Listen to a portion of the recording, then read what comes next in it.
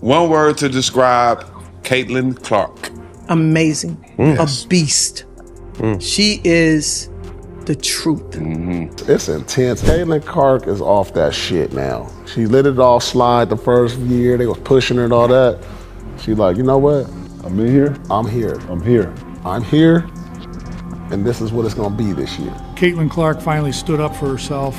No more staying quiet. Most rookies tiptoe into the league learning the ropes, adjusting to the pace, earning respect. Not Caitlin Clark. She showed up like a storm, shaking the court with swagger and fearless confidence. From logo range threes to jaw-dropping no-look assists, she didn't just announce her arrival, she made the whole league look her way, and it wasn't just fans who took notice. Larry Bird, a legend known for staying quiet unless it really matters, broke his silence this season for her. That alone says everything.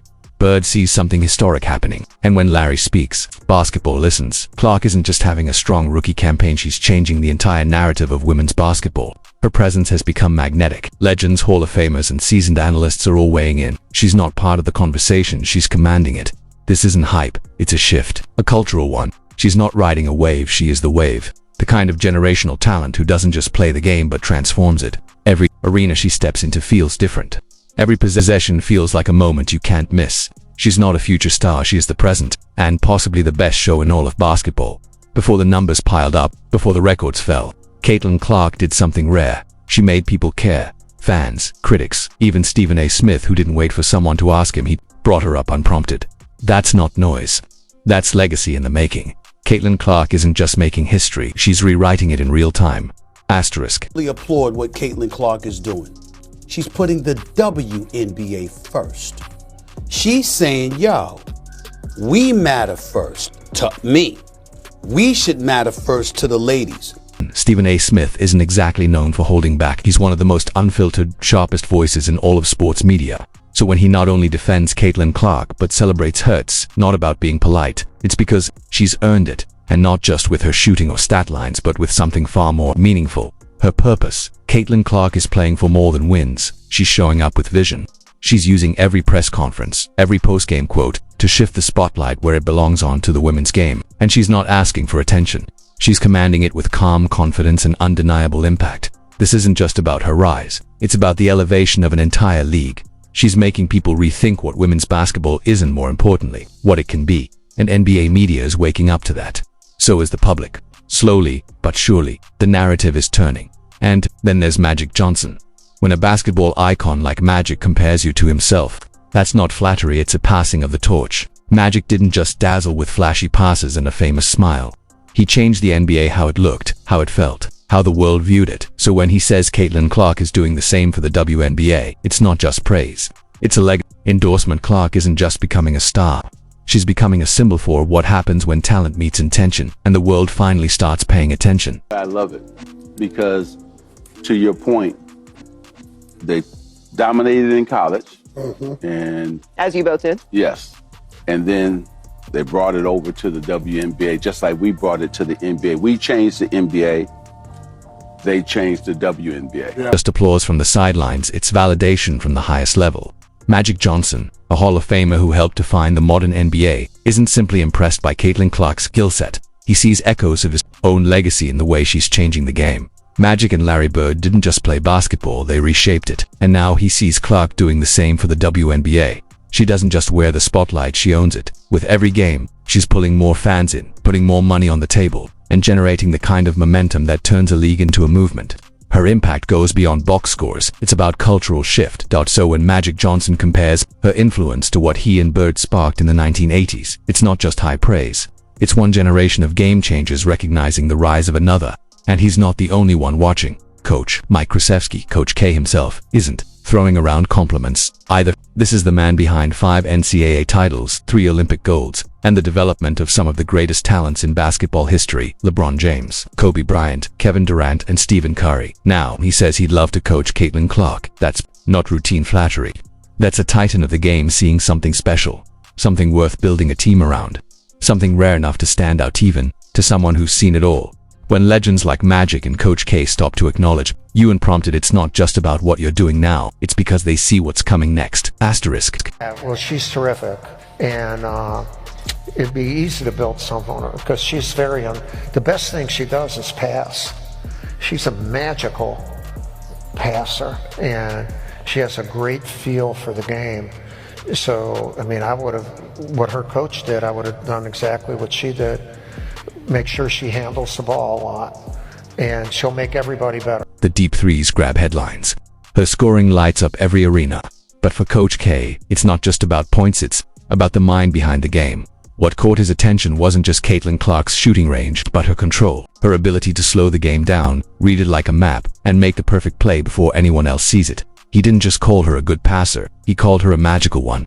That word matters because magical means she's doing more than just dishing assists. She's anticipating the defense, threading passes through windows most players don't even see, and lifting everyone around her. She's not just running the offense, she's elevating it. And when Mike Krzyzewski, a coaching legend who's worked with LeBron, Kobe, and KD, says I would have done exactly what she did, he's not just offering respect, he's endorsing her instincts, her basketball IQ, her leadership. That's a rare kind of nod, the kind that speaks volumes. But it doesn't stop there. Luka Doncic, one of the best offensive minds in the NBA today, a perennial MVP candidate known more for dazzling footwork than big talk, was asked a simple question: who's your favorite women's player? No dramatic pause, no PR answer, just one name: Caitlin Clark.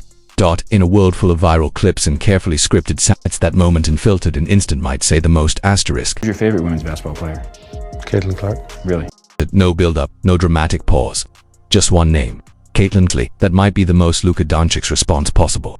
Because real ones recognize real. Luka knows what it means to carry expectations from day one, to enter a league that demands everything and still manage to own the game. So when he names Caitlin Clark as his favorite women's player, it's not just flattery, it's insight. He sees the same presence in her that defines his own: game, control, poise, and command. He's not doing media rounds for the WNBA. He wasn't prompted with a list. He gave the name that came to mind first. That's what makes it hit different. Anyone can call someone great, but when a player like Luka, whose own greatness is built on basketball instinct, gives you that kind of nod, it means your game translates. Your impact stretches beyond leagues, beyond divisions. Caitlin Clark isn't just impressing fans. She's earning respect from the elite, the ones who live at the top of the sport every single night. And that respect, it's expanding fast, because now her name is showing up in conversations with the biggest cultural forces alive. Enter Colin Cowherd. He doesn't throw out comparisons to stir the pot. He builds narratives. He links sports to society. So when he's listing icons: Tiger Woods, LeBron James, Taylor Swift, he's not just naming winners. He's spotlighting the people who shifted perception, who didn't just dominate their space but redefined it. And then, without hesitation, he says Caitlin Clark. That's not just recognition. That's confirmation. She's not part of a moment. She is the moment. Angel Reese is a good player. She's not a phenomenon. Tiger was. LeBron was.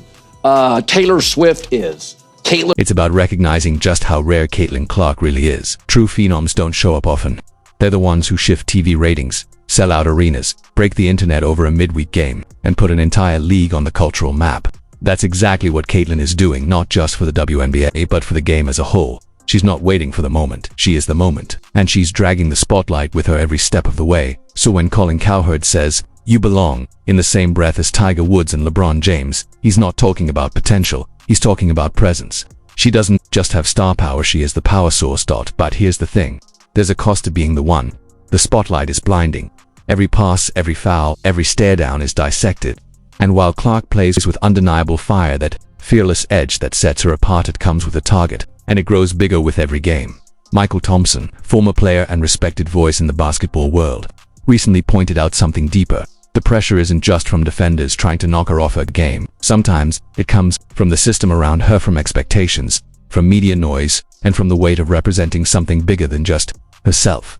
Caitlin Clark isn't just making waves, she's pushing through the current, carrying the league into places it's never been, and doing it under a spotlight that never... That flagrant foul that she committed the other day, I thought it was a hard foul. I didn't think it was a flagrant foul, but I think they do that, Dan, because they overreact to everything Caitlin does. Is they don't want to show like they're showing any favoritism to her. So we got to upgrade it to a flagrant foul, because if we don't, then people say, well, we're protecting her by not upgrading it to a flagrant foul. So I think that's why the referees overreacted in that play. It isn't just coming from fans or media hot takes. It's coming from a former NBA champion, a man who raised an all-star, speaking the truth. Many are thinking, but few are saying out loud, Caitlin Clark is under a microscope. Yes, she earned the spotlight, but that same light doesn't just highlight her greatness, it magnifies everything.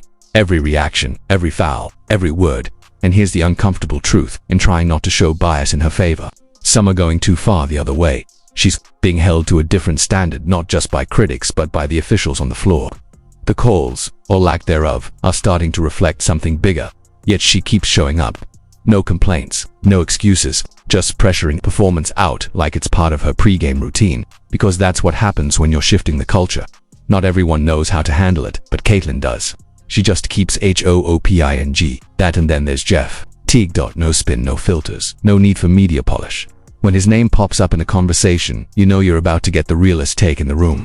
So when he's asked about Caitlin Clark, there's no hesitation, no sugar dash coding. He skips the diplomacy and just says what he sees.